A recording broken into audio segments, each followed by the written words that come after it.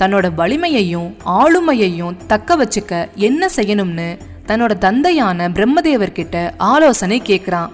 அவரும் மகன் மேல இருந்த பாசத்தால அண்டத்தோட நாயகியான ஆதிபராசக்தியோட அருள் வேண்டி தட்சனை தவம் இருக்க சொல்றாரு. தட்சனும் அம்பிகையை வேண்டி தவம் செய்ய ஆரம்பிக்கிறான். பல யுகங்கள் கடுமையா தவம் செஞ்ச தட்சனோட மன உறுதியை பார்த்து அவன் முன்னாடி தோன்றினாங்க பராசக்தி.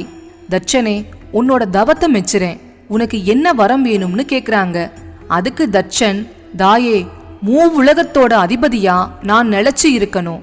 தேவர்கள் அசுரர்கள்ல இருந்து மனிதர்கள் மற்ற உயிரினங்கள் வரைக்கும் எல்லாரும் எனக்கு அடிபணிஞ்சு நடக்கணும். அதோட உங்க அம்சத்தோட எனக்கு ஒரு மகள் பிறக்கணும்னு வரம் கேக்குறான். பராசக்தியோட அம்சமா ஒரு மகள் தன்னோட இருந்தா யாராலையும் தன்னை வீழ்த்த முடியாதுங்கிற எண்ணத்துலதான் தட்சன் இப்படி வரம் கேக்குறான். பராசக்தியும் தட்சன் கேட்ட வரத்தை தர முடிவு செய்யறாங்க. பக்தனே, உன் விருப்பம் எல்லாம் நிறைவேறும்.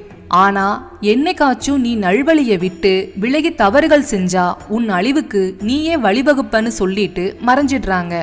அதுக்கப்புறம் தட்சனும் தட்சமபுரிங்கிற நாட்டை உருவாக்கி பெரும் புகழோட நாட்டை ஆட்சி செஞ்சுட்டு வந்தான். தட்சன் பெற்ற இந்த வரத்தை தான் பிரம்மதேவன் அவனுக்கு நினைவுபடுத்துறாரு.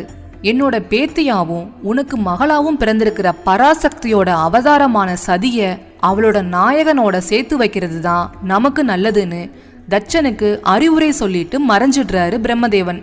ஆனா தட்சனால இதை ஏத்துக்க முடியல. இந்த திருமணத்துக்கு எந்த சூழ்நிலையிலையும் ஒத்துக்க கூடாதுன்னு முடிவு செஞ்சு தன்னோட மகளான சதி கிட்ட போறான். அந்த சுடுகாட்டுவாசியான பித்தனுக்கு ஒரு நாளும் உன்னை மனம் முடிச்சு தரமாட்டேன், உன் மனச கூடிய சீக்கிரம் மாத்திக்கன்னு கோபத்தோட சொல்லிட்டு அங்க இருந்து போயிடுறான். தட்சனோட கோபத்தால கவலையடைகிற தாட்சாயினி சிவபெருமான நோக்கி கடும் தவம் செய்ய நினைக்கிறாங்க.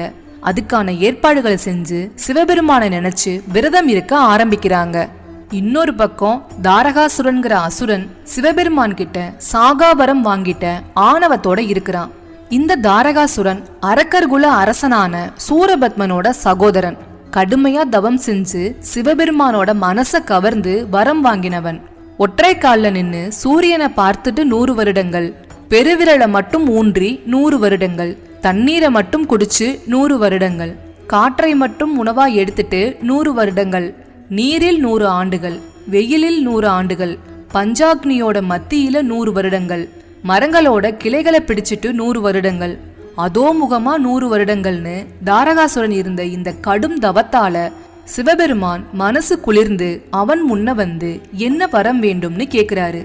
தாரகாசுரன் சிவபெருமான் கிட்ட சாகாவரம்